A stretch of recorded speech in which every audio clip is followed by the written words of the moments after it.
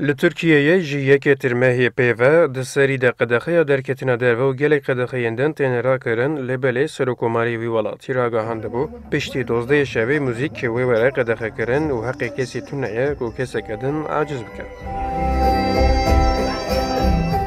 Tenê berdewamiya qedexeya li ser muzîkê di nav civaka wî welatiyê de bi taybet di nav muzîkçiyanan de bû sêdema nîqaş û rexneyan. Mantığı var ki gece 12'den sonra, korona 12'den sonra çalışıyor. Qedexeya li ser muzîka piştî nîvê şevê dibe sedema hêjariyan. Ma korona tenê piştî 12 şevê bilav dibe, ev qedexeyeke keyfî ye. Loma ez li dijî vê qedexeyê me. Ben karşıyım yani. 12'den sonra müzik. Li nav bajêr cihên ku malbat lê zêde ne, derengiya şevê muzîk dibe ku bibe sedema hin kêşe û aloziyan. Lê belê qedexekirina li cihên dûrî navenda bajêr biryareke nerast e. Olabilir. Kazanılması gereken, hayatı kazanılması gereken zaman... Gelek kes debara xwe muzîkê dike. Eger ev qedexe berdewam bike, rewşa gelek malbatan wê xerabtir bibe. Loma ew biryareke nerast e.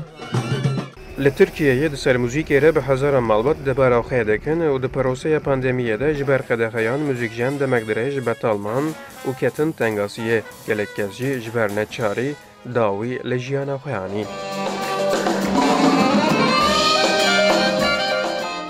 Li gorî muzîkciyanê Kurd reqs û berdewamiya qedexeya li ser muzîkê biryareke xelet e û rewşa muzîkciyanan xerabtir dike.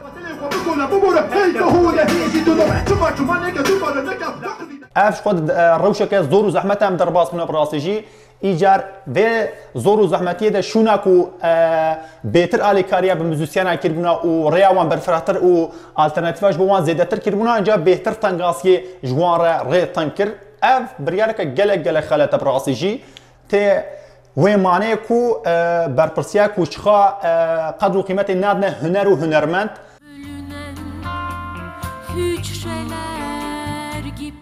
Piştî nerazîbûnên xelkê li ser qedexeya muzîkê Wezîrê Tandurustiyê Tirkiye ragihand, ew ê qedexeya li ser muzîkê jî rakin, lê belê de kengê vê biryarê cîbicî bikin, ew yek nehate diyarkirin. Erjanda, Kurdistan 24, İstanbul.